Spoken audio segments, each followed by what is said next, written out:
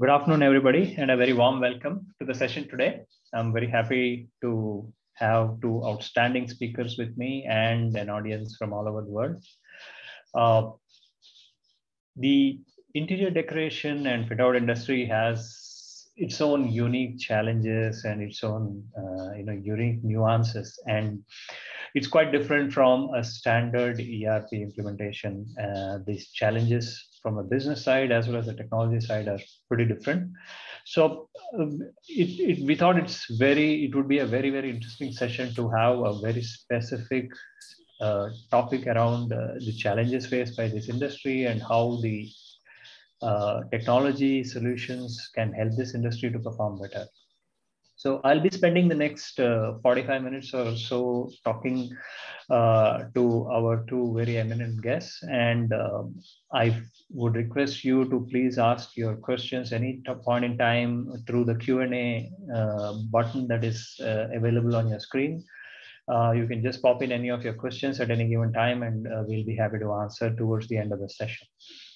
So with that, let me get started. My name is Kumar Manampally. I am a partner at Ryan Bouquet IT Consulting. I have close to 30 years of experience across the span of technologies as well as industry verticals.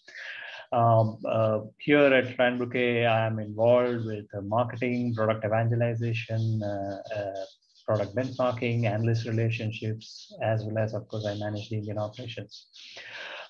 We have two outstanding speakers here with huge amount of industry experience as well as technological depth and expertise. I'm extremely happy to welcome Mohammed Sartawi. Mohammed, a big welcome and very a big thank you for joining us in the session today. Mohammed is a strategically driven, very senior finance professional with a lot of passion for technology as well.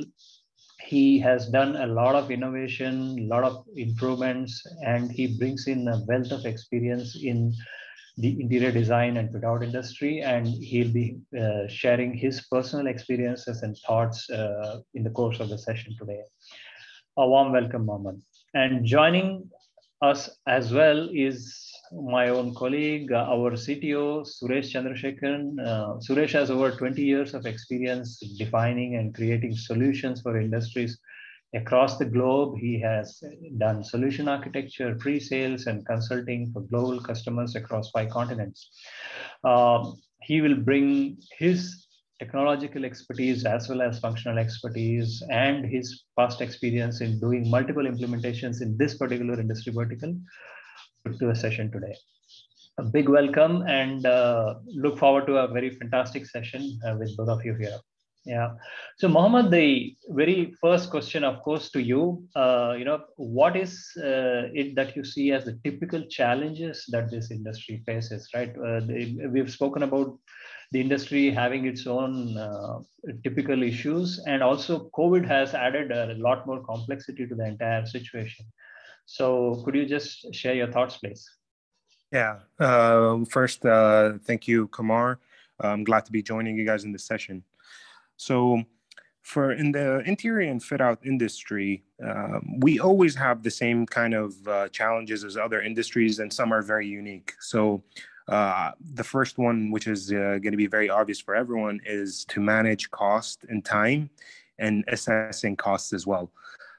We do this through something that we call the cost value reconciliation report, or as I'll be referring throughout the whole session, as the CVR report. This is always a huge challenge for us. Another thing is always maintaining client expectations. There's some clients that like to work fast track. Some clients that will drag a 6-month project into 3 years. So we have to continuously maintain the client expectation, handling the books, making sure that it's closed in a timely manner. Since no 2 jobs are the same for us, inventory utilization across all sites is a major challenge as well. Reducing idle time for staff. You never want to have idle time because we're all based on billable hours. Another big one would be enhancing the visibility of the project progress and the timely delivery of the project itself. So giving as much information and insight to the project manager to make the right decisions at the right time. To have billing milestones being completed in a timely manner, because in our industry, it's not just that we have to just raise an invoice at the end of every single month. No, we have to go through a very long process where we have to get approvals from the client that agree to the work that has been done, and it could take months. So this is a major challenge for us as well. And also the quality control through the supply chain is very important for us, because again, products are unique. Each client has their own preference. So we have to make sure that we have enough QC on the supply chain to continue with the quality of work that we need to deliver. So coming to the COVID era, so post-COVID, of course, we're going to have the same issues as everybody in every other industry, which is having people work remotely, dealing with a slower supply chain, dealing with other countries, obviously having to be shut down due to COVID. So every single supply chain was disrupted in every single industry. And finally, budget constraints. Everyone is trying to squeeze every contractor out there. We did the same thing to the suppliers. Our customers are doing it with us. So those are the major challenges post-COVID. Yeah, absolutely. I think nobody's coming out of this unscathed, and I completely agree. In my past life, I've been a structural engineer very, very long ago, and I've been through this grind myself as well. Suresh, what is your take? I think from a technology provider perspective, also, you probably are seeing a different dimension as well, right? Besides, of course, Mohammed has given some very interesting industry-specific insights. So what are your thoughts around the current challenges? Hey, thanks, Kumar. Thanks, Mohammed, for giving some insight into the challenges, though we are quite familiar with those challenges, right? And when we talk about, especially the audience is more from interior fit-out industry, and it's not something, the challenges are not something new to them, right? They are facing that on a day-to-day basis. But if you look at actually the COVID, post-COVID, there is a big change when it comes to the work dynamics, right? People started working from home more rather than coming into the office and sitting together and working in a same environment, right? And when it comes to those kind of shift, what people started realized is basically it's all about having visibility when it comes to the information what they need. That's something, right? And information is key when it comes to executing their job and performing their job. Another key challenge, key shift what you have seen in the recent past is basically the thought process of people, right? Earlier, every organization was talking about innovation, right? Innovation was the key. But post-COVID, people have changed and started talking about productivity improvement and efficiency improvement, right? Now, the question is basically, how are we going to achieve productivity improvement and let's say that actually efficiency improvement, right? And the point what he was talking about, Muhammad, especially how do you maximize your revenue and how do you cut your costs, right? So definitely that will help you in terms of improving your bottom line, right? Now that is a key focus for most of the organization. Everybody is trying to survive rather than kind of reporting big profit in their books, actually, right? And when it comes to survival, the only way you can survive is basically cut your cost or make your cost more effective, kind of cut your cost and report more profit, actually, right? There is no other way you can report higher profit. At least you retain your existing profit, actually. Now, when you look at organizations, they cannot charge a higher amount when it comes to their projects because most of the customers are sitting and negotiating or renegotiating to bring down the project value. And that is something which we have heard from Muhammad as well. When people are started talking about bringing down their project value, the cost remains same. The cost is not going to go down, right? And the only difference you can make is basically by bringing more efficient or making your process more efficient, get a better productivity from people, actually, right? And other important change is basically when it comes to the workforce management itself, especially for interior fit out, they're not the kind of industry where everybody is sitting in the office and working, right? It's all about people are being located in the site. Some people are working in different work patterns and actually different time zones. So all these challenges they have, it actually how efficiently we can manage the workforce is another important aspect actually. So visibility is key. Improving productivity and efficiency is key. That is another key challenge what they face.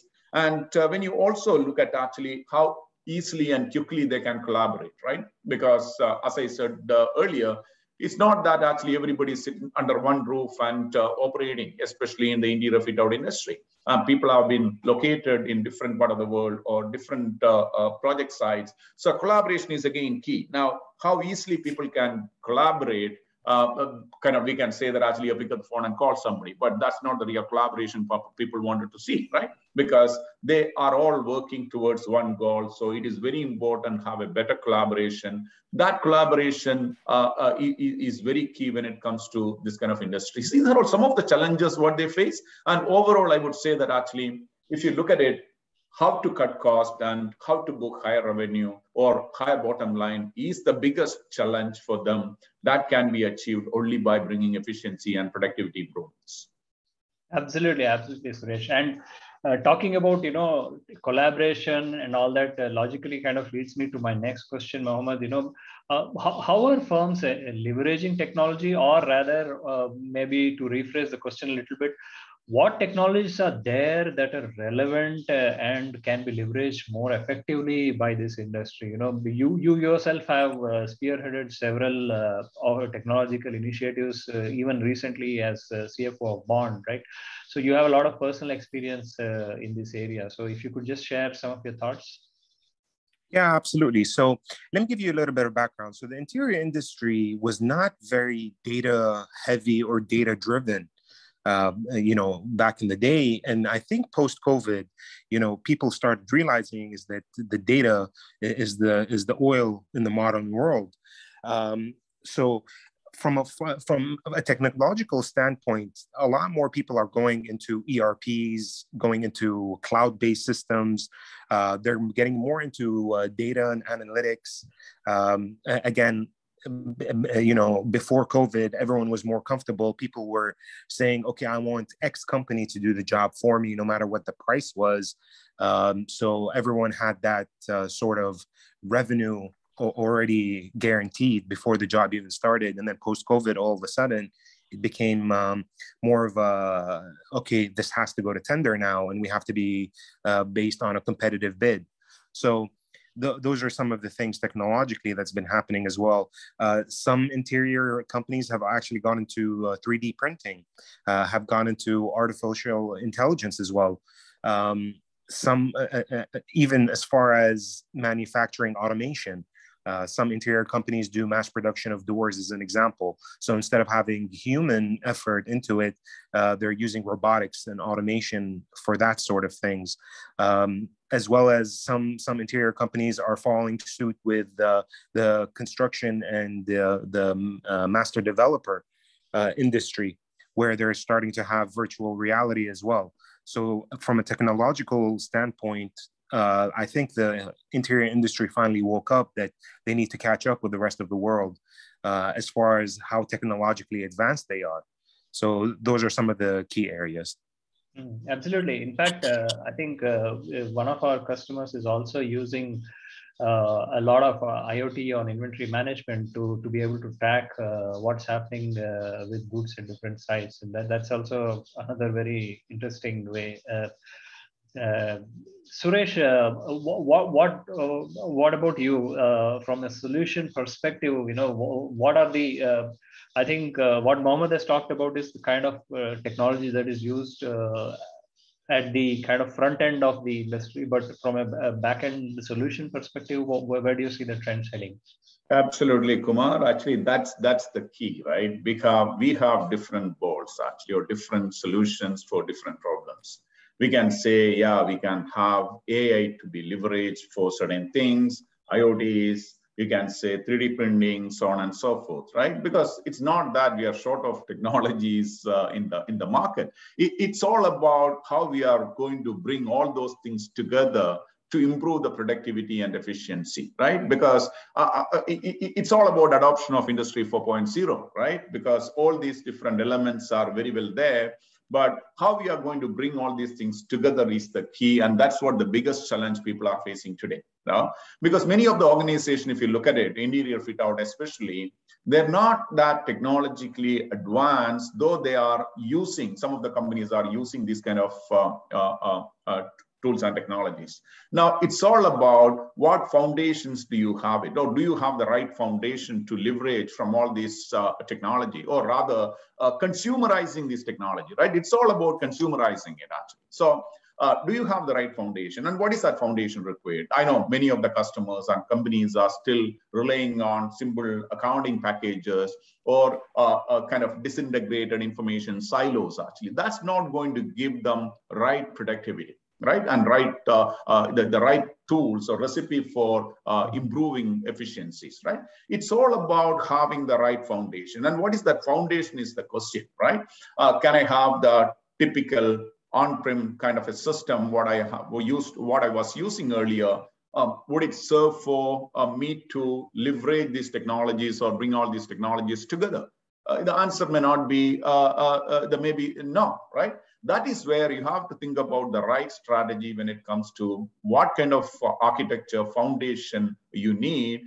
Then you will end up in having one answer, that is having the right ERP system, which can leverage all these different components or technology components, right? And right from a BIM modeling system and getting the entire BOQ into the application, then having the entire things done. And as he rightly said, 3D printing for in the manufacturing side, IoT boards, actually, then you're talking about artificial intelligence, analytics, a lot of automation, right? Automation is key today because that's where you're not dependent on labor workforce to a great extent, right? Because one of the biggest challenge what we had during the COVID is people are not coming to the office premises or factory premises. They cannot come and work. Then if it is automated to an extent, then we will continue to have production, right? So how we can bring all these things together is the key component, key point.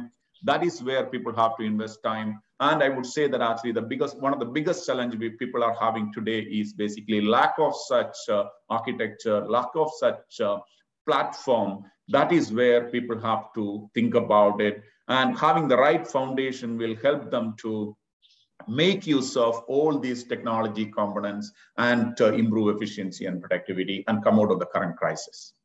Yeah, absolutely, Suresh. In fact, I was kind of just about to connect the dots.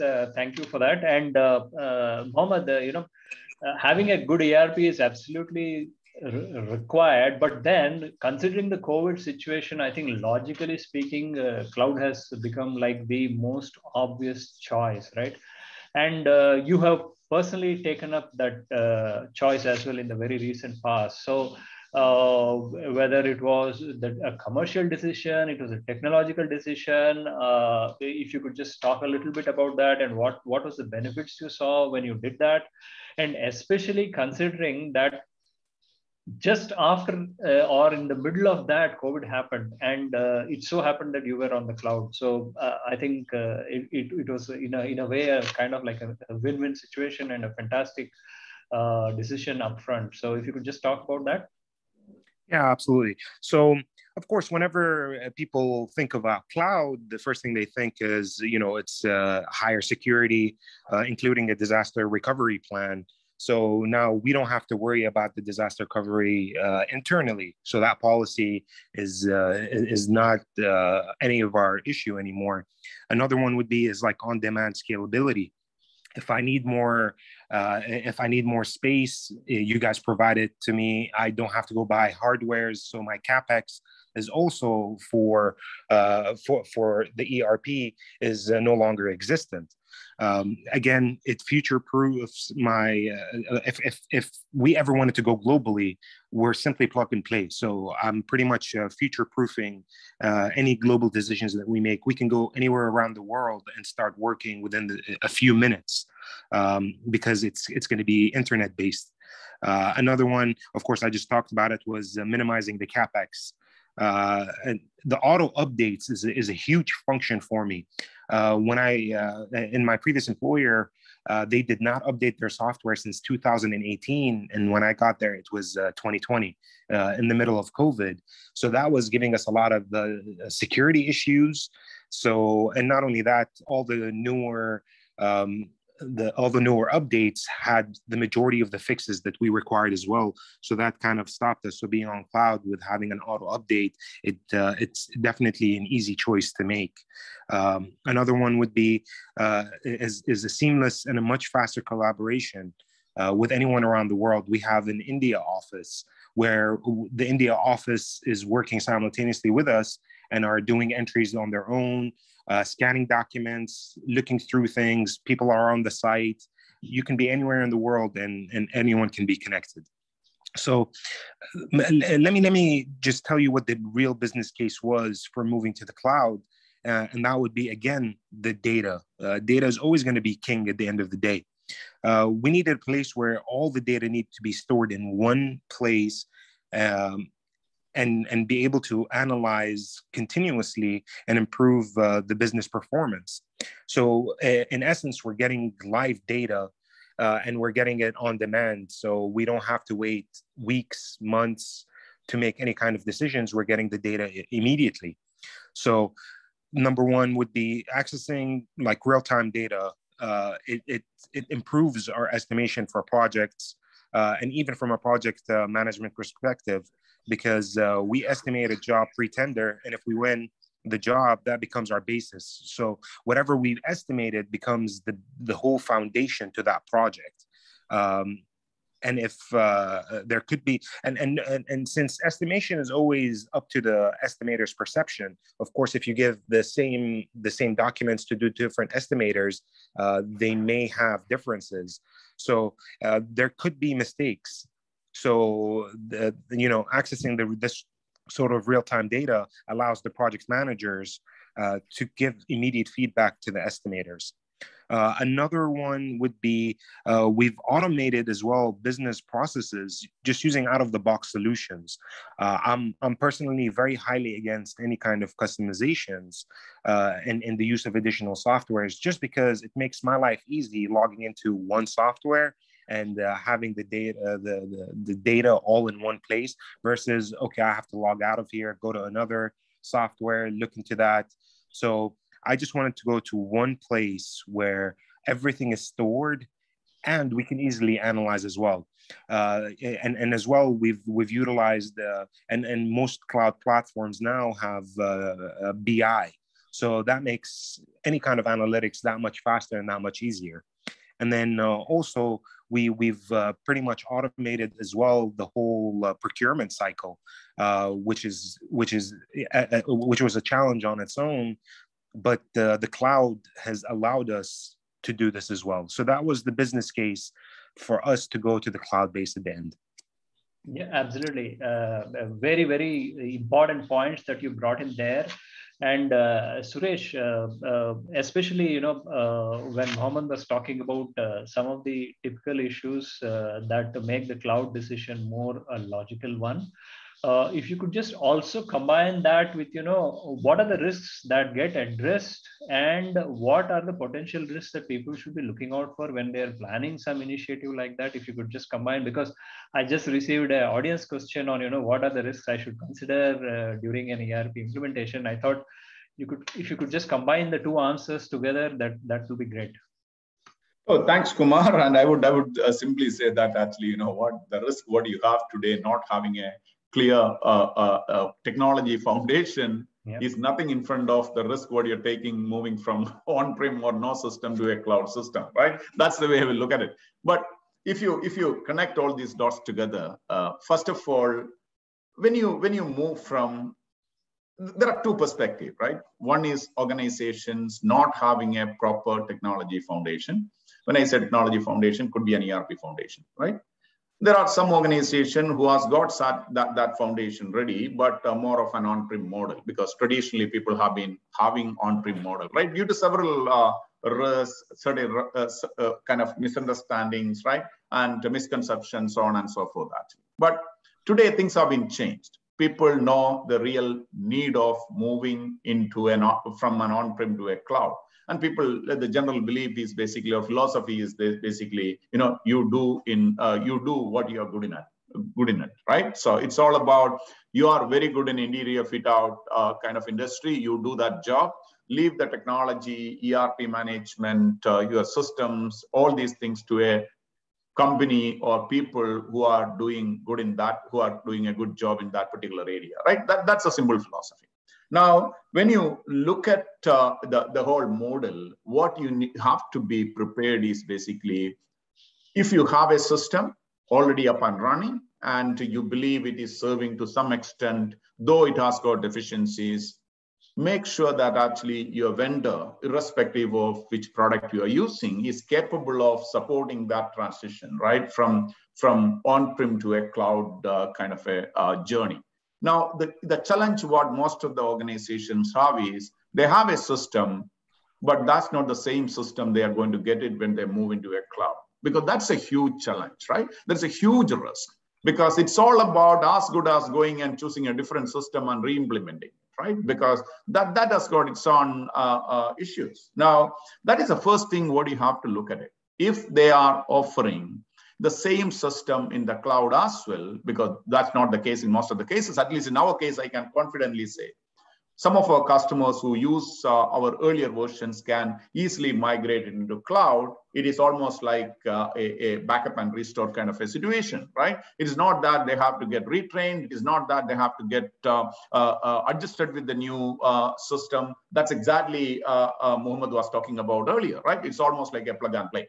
So that is the best ideal scenario, but that's not the case in most of the companies are concerned, right? Either they have to re-implement, or they have to say that actually I have to start the entire journey from the beginning, right? It's almost like identifying my requirements, documenting it, getting the right system. Again, when I'm getting the right system, actually, am I going to get a generic system and start doing customizations, or do I have a system which is built for that particular specific industry? When I say specific industry, let's say interior fit out industry, right? So the amount of time it takes for that journey is much less when it comes to choosing a solution or a system which is prepared or built for that particular industry, right? And I also will get an opportunity to benchmark my process with the industry best practices, because these purpose-built systems are developed based on the industry best practices, right? It's as good as I'm going to look at a business process re-engineering as part of that process. Is not just having a system in place. So I'm going to benefit from different angles. One is basically having a correct foundation. Second thing is basically relying on a vendor who is capable of supporting me, working me as the backbone of my overall growth strategy. The third thing is basically, having a industry best practice driven applications actually. So in summary, if you move from a normal system to a cloud system which supports and which is built for industry best practices, then you are rather avoiding or kind of coming out of the risk of not having the right system, right? And the other challenges what we talked about and other technology components what we talked about earlier, whether it is AI, whether it's IoT or 3D printing or whatever, not using such things is the biggest risk for me, because it's important for me to have an edge compared to my competitors, right? I have to be ahead of the curve, or rather having the right system will give me an opportunity to be ahead in the race actually, when irrespective of, or instead of not having a proper system. So from a risk mitigation point of view, having the right system is going to help me. That's number one. And the risk in moving from one system to another, as I said, it is important for you to look at whether your vendor is capable of providing such things.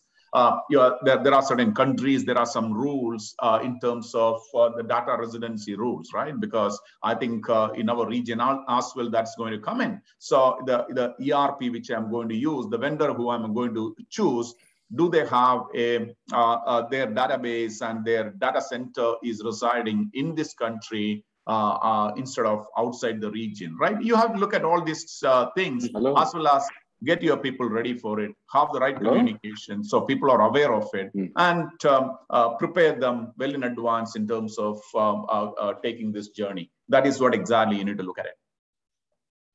Absolutely, Suresh. And that actually leads me to an interesting point. Mohammed, you also mentioned, that you would want to avoid customization as much as possible, right? So if you were to have a shopping list of, these are the few things I'm looking for my interior and fit out business, this is what should come ideally out of the box.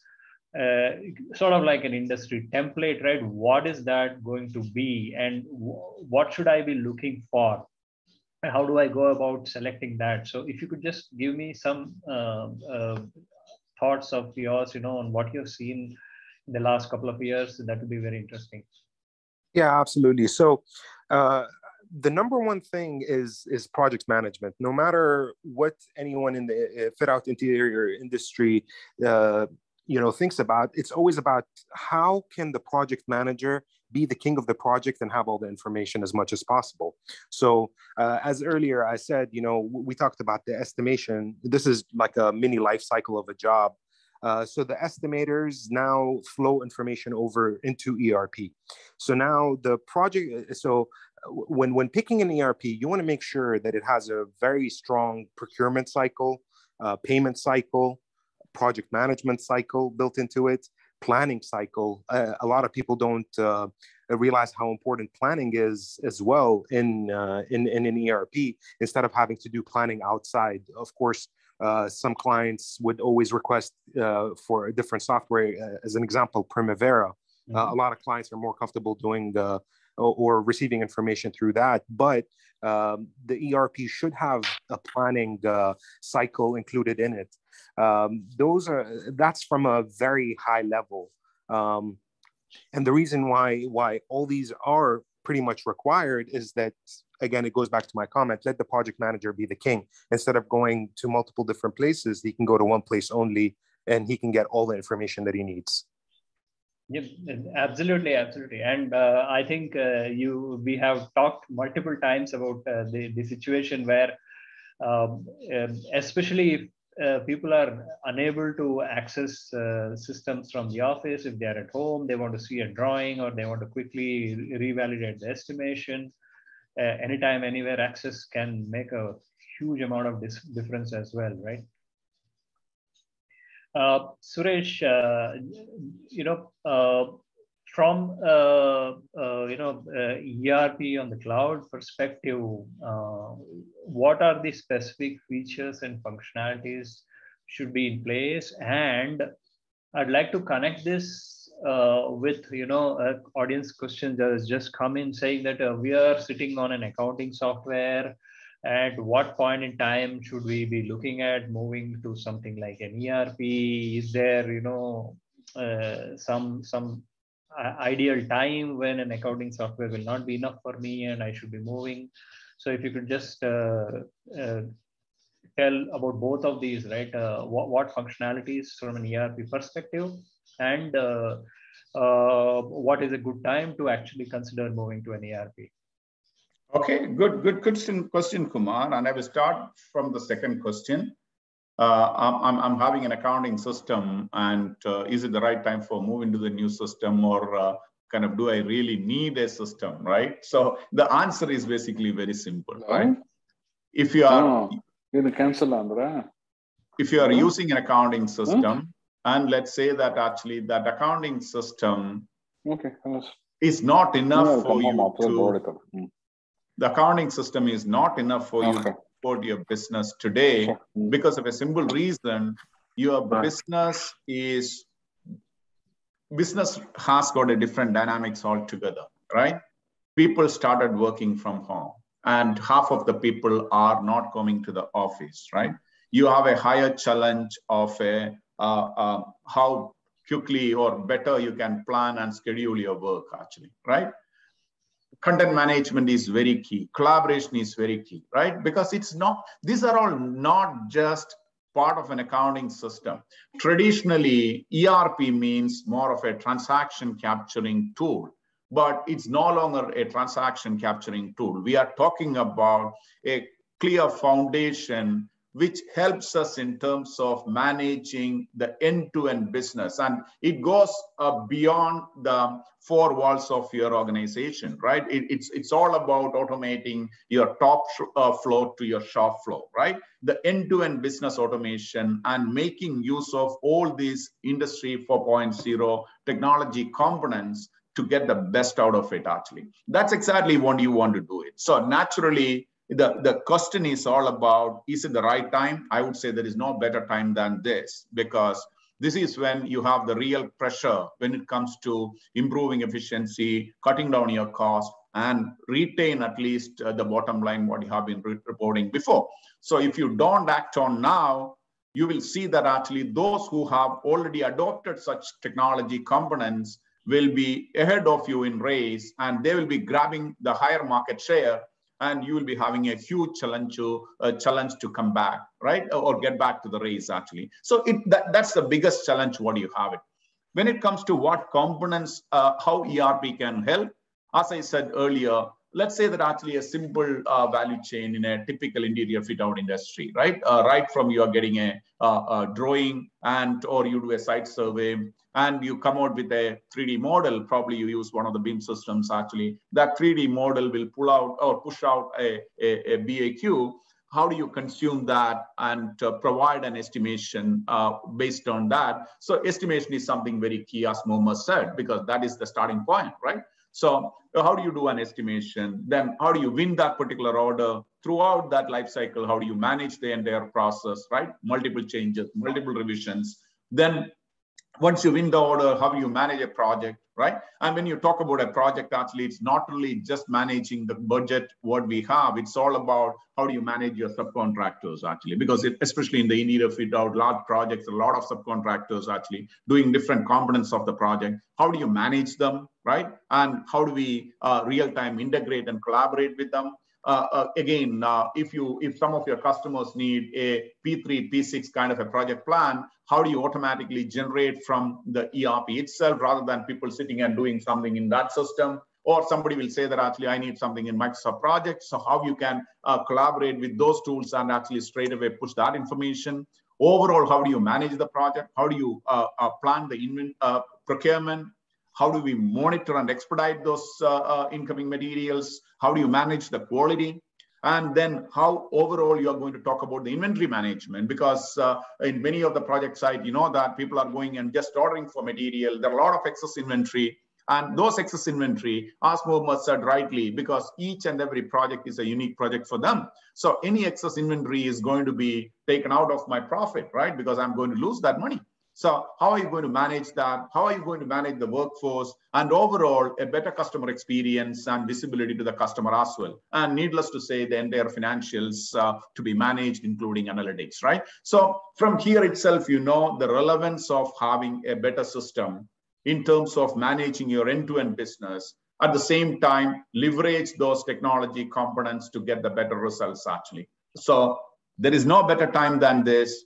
If you haven't taken an action towards changing that accounting package and moving into a new ERP system or building a foundation for your future growth, you have to act now. It cannot be any later than now. Absolutely, absolutely, Suresh. In fact, there was an audience question from Taukir. He was asking, do I necessarily need to go on the cloud, or can we implement a ERP without going on the cloud? I think that I can answer that myself. Absolutely, yes. It is a choice that always is in your hands, right? It's only you need to be able to look at both the options and decide what is the best, most suitable option from your company's perspective. I would say that would be what I would say is, every company has to take that decision on their own after looking at all the factors from both the sides of the story. Yeah. Mohammed, let's get down to the kind of bottom line, right? We've been talking about the squeeze that has come post-COVID, but I'm talking about the bottom line from the perspective of an implementation itself. What was the ROI? How did you measure? You took a big decision, right, of going for a very quick cloud implementation. And obviously, you must have had something in mind saying that these are the points that justify my decision. These are the return on investment factors I need to, leverage to be able to get the budget approved for this. So can you just, give some, I think you have some very, very interesting metrics to share as well. So I'd be keen to know that. So let me give you guys a little bit of background on what we've actually done. So first, we've implemented the Ryan Brooks Epicor cloud solution in the previous company that I was working for. And the transformation to the cloud enabled us to automate complete business processes at a reduced CapEx using, again, just out-the-box solutions in Epicor, which was hosted on Ryan Brooks Cloud without any kind of customization or investing in any other project management software. Now, all business processes were engineered to fit into the standard Epicor solution and extended to all functions of the business, including HR and payroll. We're also using Epicor payroll solution. So Epicor on the cloud is now integrated as well with our estimation software, which is called Candy. So this was just a little bit of background so that everybody understands whenever I answer what is the ROI. So right off the bat, there was an instantaneous ROI, which is, again, the feedback given to the estimation team from the project management team. We used to do it manually, where you'd go up to the estimator and tell them, hey, by the way, you may have missed this, you may have missed that, but they're not keeping track or not keeping notes of things. Now, on the other hand, this ROI, why is it so important, is because now we have this stored as data point and is actually being fed back into the estimation system. So every single estimator is now able to see this feedback in a real-time basis. Now, so teams working on a pre-tender estimate for projects will now as well be able to gain a better insight from data on the actual versus the estimated cost for their projects. And it will improve the accuracy of their estimation accordingly in the future. So this ability to do estimates based on a data-driven insight is expected to increase our revenue by at least 380% in the next 5 years, for the simple fact that if you estimate better, and I think everyone can agree with this, if you estimate better, you can negotiate better, you can execute better, and you have more room for you to be more comfortable, especially at this time where really the margins are razor thin. And everyone is suffering this equally. But if the estimation is done correctly from the beginning, this is the instantaneous ROI, in my opinion, and why we expect the revenue to increase by this much is because we're going to be able to be more competitive while maintaining our very high quality of product as well. So the business process automation and better decision-making will save us anywhere between 2 to 5% per project, depending on the size of the project. So now, top management is able to see, and this is something that's implemented across all projects, all project management-based companies as well, is that we usually take off 10% of the cost and give it to procurement and tell them, hey, this is your budget, find us somebody that will do the job at this price, or find us the material at this price. So, and again, everyone knows that there are surprises. Someone may not have it, someone may have it at a much higher price than what we estimated, and so on and so forth. So this alone will help us save at least 2 to 5% per project. So this to me is the biggest ROI of why we really needed to implement this Epicor cloud system. Fantastic. Yeah, absolutely. I think this is probably a question which was on the top of many of the audience members' minds. And thank you, for giving a very, very specific answer, because people struggle to actually quantify the gains and to understand exactly what to put across when you're creating a project plan for something like this. So thank you so much for that. Suresh, we spoke, Mohammed already spoke multiple times of an industry specific solution. You also talked that, there is a need for industry specific solution. So I'm kind of, we are coming to the almost the last 10 minutes or so, right? So if you could just briefly touch upon this solution and what is really there in this solution, right? It's an industry solution for industry interior design and fit out companies. Yes. But what can they look forward to seeing in this such a system? If you could just say, in a maybe a 2 to 5 minute talk, and then I still have a few audience questions which have been unanswered, so we could jump onto that. Hey, thanks, Kumar. First of all, I think it is important for us to get everybody on the same page. What is the biggest difference between an industry-focused or purpose-built solution versus a generic ERP systems, right? Because it is not that we are short of ERP systems in the market, but it's all about the success versus the failure is determined by the kind of focus of the solution, what purpose it is being built, and the experience of the vendor or partner, rather, I don't use the word called vendor, but the partner who help you to get the right result, right? It's all about, if you go with a generic system, you have a specific practices in each and every industry. And there are specific nuances as well, right? And if a generic system is being adopted, then you end up in having a lot of gaps to address your overall requirement. So what you do is basically you start customizing it or you start compromising it. If you start compromising it, it will lead to inefficiencies. If you start customizing it, it will create another sort of inefficiency in terms of you have a version lock, you cannot move from one version to another. You end up in spending a lot of time and money each time when we keep your system up to date and upgrade and so on and so forth, right? But industry purpose or purpose-built systems or industry vertical solutions are built for addressing certain challenges in a specific industry. And Epic Design, what we propose to our customers, especially for the interior fit-out industry, is meant for this specific industry to address their nuances, their challenges, bring in efficiency and productivity boost in such organizations. And it is based on the industry best practice or commonly used practices in that particular industry. So what is it going to deliver, or what is there for you? That is where, if you look at it, as I said, right from the beginning, the entire estimation, probably integration with your BIM solutions, having estimation being done. But there are organizations who say, hey, I'm already using an estimation system, so do I go and replace that? The answer is basically you don't have to, right? There are bolts available in terms of taking information from that system to ERP as well, because that is where the Epic Design stands out.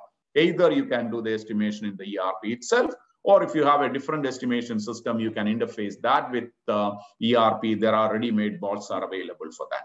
Now, once the estimation is done, how are you going to manage your overall project with proper budget control, right? When we talk about budget, it's all about your planning, your scheduling. You may have, again, Primavera or Microsoft Projects reporting requirements or project planning requirements from the customer. It is something which is enforced by the customer, not something which you want to do it. So how do you seamlessly get integrated with those systems and actually provide output in those formats? How do you manage the budget controls, actually? How do you schedule your resources, right? And especially in this kind of projects, it is normally takes more than a couple of months, or let's say that actually 1 year.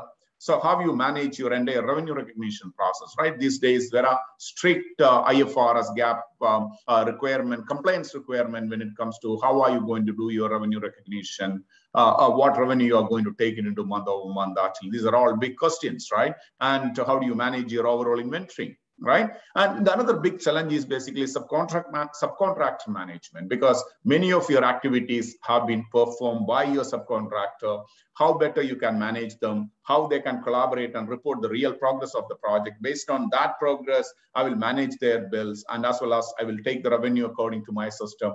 How the entire work breakdown structure or activities are managed, right? And the entire accounting as well, without losing control on any of those areas. So Epic Design is a purpose-built tool or solution for managing interior fit-out challenges with a focus to provide maximum efficiency improvement and productivity improvement. Yep. Thank you, Suresh. That was a very good summary. And of course, some points or some features are also, you can see it on the screen as well. Mohammed, there's this question, which is coming back because you spoke about it earlier, and incidentally, someone from the audience has also again asked. So, if you could just throw some more light on, how can I use data analytics more effectively to do my job? I think this has come from Kritika, and she wants to know, some specific reports and analytics that you felt were most relevant for you. If you could just share some ideas. I think maybe we can take one or two more questions, but I'll try to squeeze in as many as possible. Yeah. Yeah, absolutely. So what we did is that let's take the estimation data analytics as an example. So what we did is that we've integrated our software, our estimation software Candy with ERP. So once the job has been awarded, the BOQ line items in detail get imported into Epicor. So once that detail is imported, what we then do is that we do what's it called? The project management team comes in, including materials, including technical, anyone who's going to be involved, including planning, and everyone will come in and they will do what we call a reworked budget. So right off the bat, that's your first level of analytics, is that the estimation team is going to find out what the project managers and how they budgeted differently than the estimator after taking a deeper dive. So the second step of the analytics as well is that you're going to go in and then you're going to have an actual cost column. So you're going to see how you're doing compared to what the project manager thought, because we all know that nobody is perfect and you're always going to have some mistakes. So that's now more analytics to the project manager to say, oh, I missed this early on, or, oh, I didn't see this one coming. Maybe it was we used something wrong in a job and we had to redo that portion of the fit out. So that, again, is the second type of analytics that we use. Another analytics that we use is that we're getting real-time CVR reports, which is something that's invaluable, and I think everyone can agree on. The CVR report is usually done, 3 weeks after the month is done, because you're going to take about 2 weeks to close the books.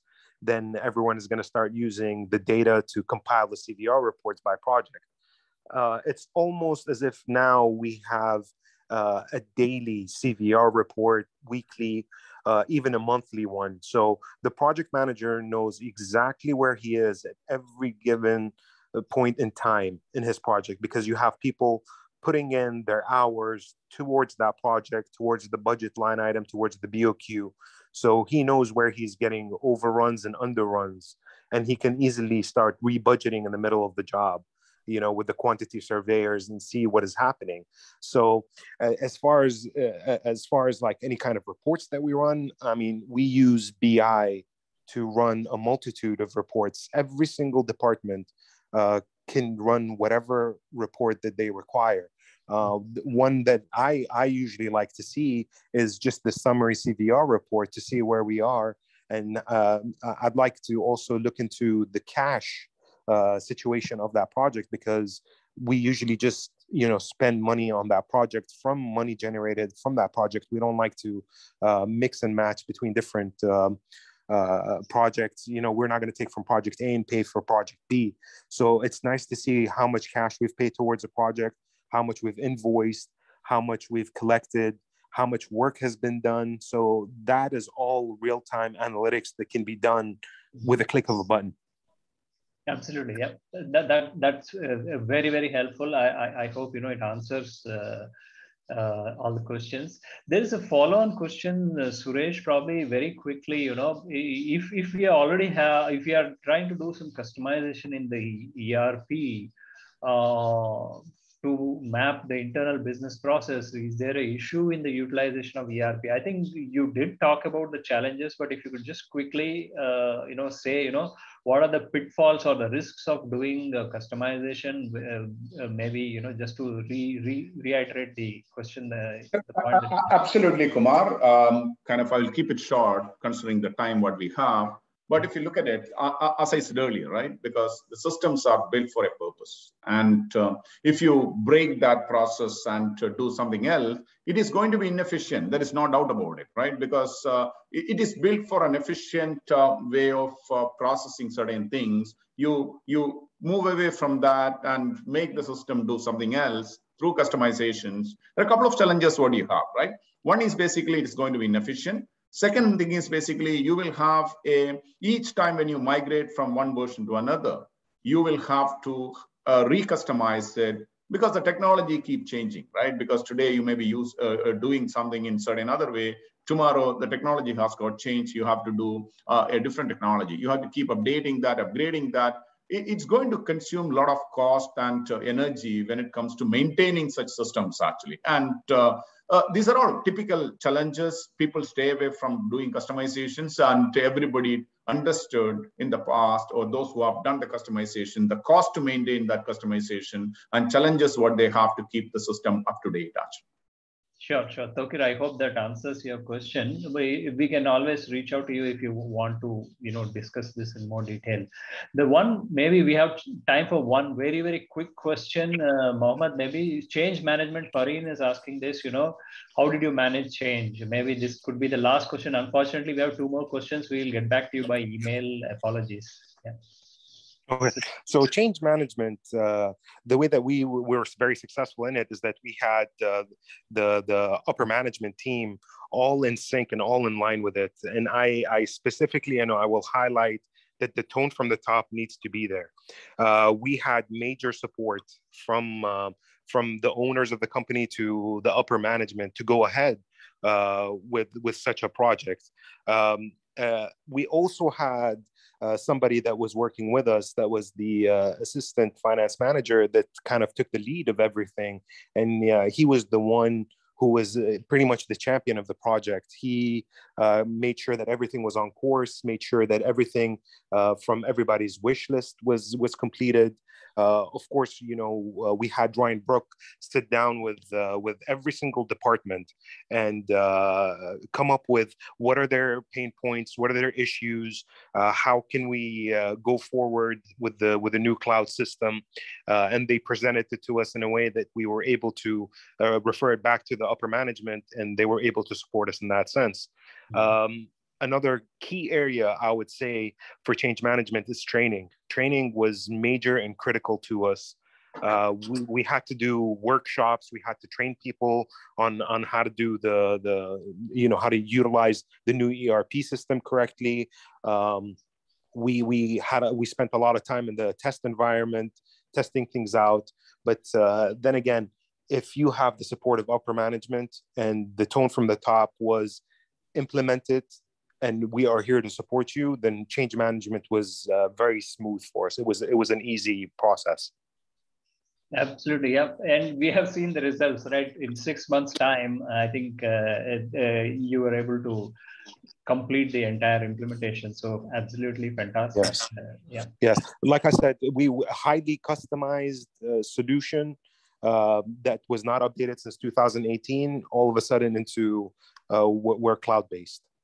Absolutely. Yeah. So thank you so much, Mohammed, and thank you, Suresh. That is all we have time for. There are a couple of more questions, but we will probably answer them offline. So thank you, audience. You've been fantastic. A lot of interaction, lots of questions. Look forward to seeing you again in a session in the near future. Thank you. And thanks. Thanks, Kumar. Thanks to everyone. Bye. Thanks everyone for having us. Thank you. Thank you. Okay, bye.